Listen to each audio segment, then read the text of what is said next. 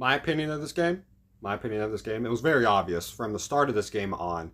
A&M looked like the better team for today, at least. Today, A&M was the better team without a doubt, and they showed from the beginning of the game. It was very obvious. When your freshmen start off the game playing to the highest level you can, that is a motivator that would just strike through the entire team.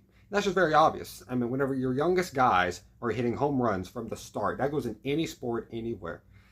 If your freshmen, your youngest guys start making plays, everyone else starts to follow. Because if he can do it, why can't we?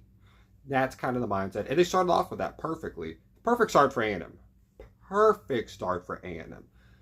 0-2 count, pitcher for Tennessee, gives you a high fastball, I'm pretty sure, and he just nails it. Barely gets it over the wall, but he got there. He got there, which is all that matters.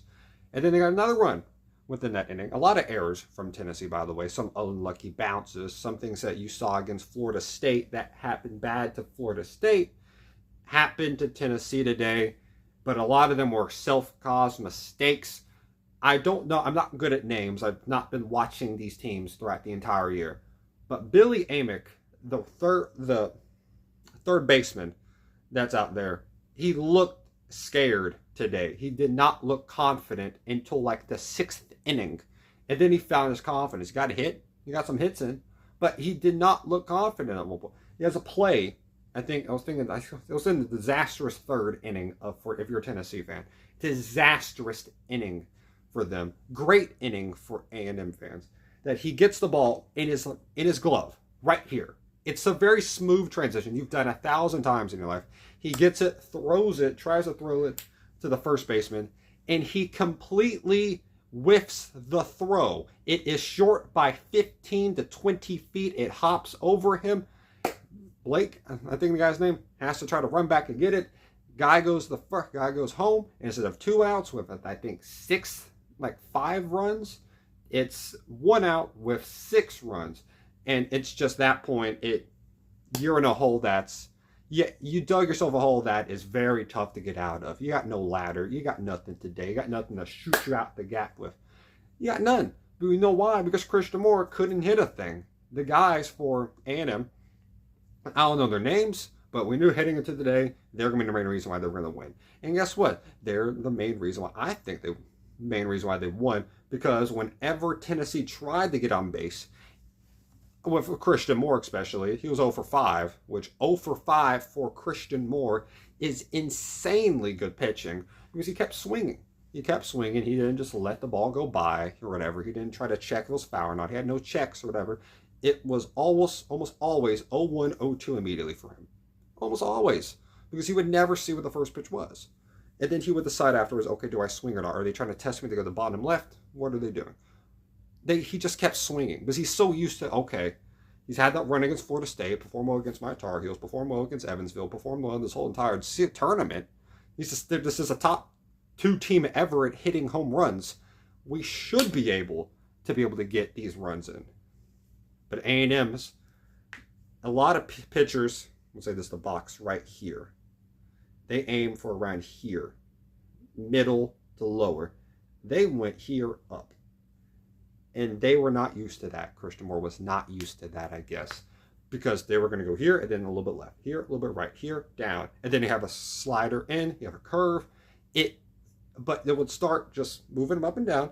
That he would just kept swinging at. No matter how high the ball was. Or no matter how far left it was. It was within the box. A little bit out. And you kept swinging. And that was a problem. And that just put people down. A&M's hitting was great today. And they got on base. And they just successfully did what they did. They capitalized on Tennessee's mistakes. Tennessee had 3 errors. A&M had none. I don't know. Again, I've not been a baseball fan for forever, pretty much. But so I come to this game with the idea of I'm a fan of sports. I look at this and I'm like, okay, I'm analyzing effort. Okay, I'm trying to compare to other sports what this is. I see like Kadarius Tears for Tennessee diving out to make plays. Phenomenal outfielder, Greg. He kept swinging and everything. He was 0 for 5 today. Not good for Tennessee. I see this right fielder for Tennessee not diving, not trying to make huge plays, muffs a ball that is right in his hand. right in his hand. It's terrible. Keep the ball. It's like a catcher. Keep the ball in front of you. Keep the ball in front of you. They're running to a guy to second, and they're getting a guy to first. Okay, that's not good, but it's not the worst case scenario. Worst case scenario is you muff it, and go behind you, and they get the third. Guess what happened? He tried to outrun it. He looked up last second, and he let the ball go right by him. That is textbook stupidity on his part. And there's another play that he could have dove out for a ball that he just let the ball bounce right in front of him. It seemed like he jogged up there. The only play he made was the ball that went right to him. Like, stuff like that, I'm like, okay. You got a guy who's sprinting halfway across where he's supposed to be, diving out to try to save a run that's coming in, and a guy going the third, and he successfully did. And you're half-assing, get into the ball. Sorry for my language. That says a lot about what happened today with Tennessee. A&M hustled more, they tried better, and guess what? They hit better.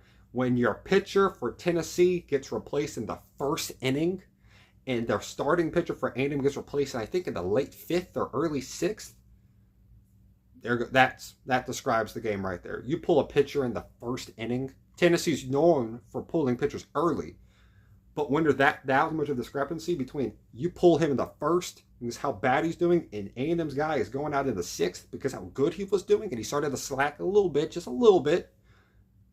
Mostly because his arm was getting tired, and they got great guys behind him in the bullpen. They had a bad 7th inning, but, well, Tennessee's bound to break through. Them only getting 4 runs the entire game, or 5 runs, I should say, 3 in that 1 inning. You say that's a success. Overall, you have 1 bad inning against Tennessee. Oh, no.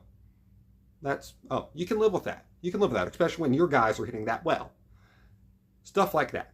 A&M's hitting was great. Anywhere on the field. I mean, they had one time that hit the ball right off where the pitcher's mound. Hit right off there. Just popped up and just landed in the middle of everyone. And no one got it. Got the first. And then it kept doing that. Then it hit a home run. Then it hit another one. And then another one. I think it hit 3. 2 or 3. I forgot which one. A&M outplayed them. Their pitching's great. I'm interested to see what happens to that relief. That guy closes out the game. He had like 7 strikeouts of 8 pitches. Out of 8 guys that he got out, or 9 guys he got out, 7 or 8 of them were off strikeouts. Very impressive on his part. I knew he was good. I watched him play against Texas. I'm pretty sure it was a game against Texas. I watched him play. He's good. So I knew that heading in.